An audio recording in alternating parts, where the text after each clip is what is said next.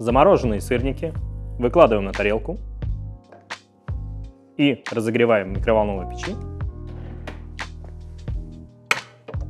на средней мощности 2 минуты.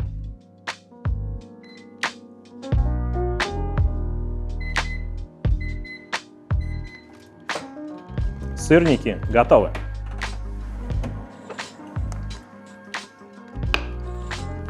Приятного аппетита!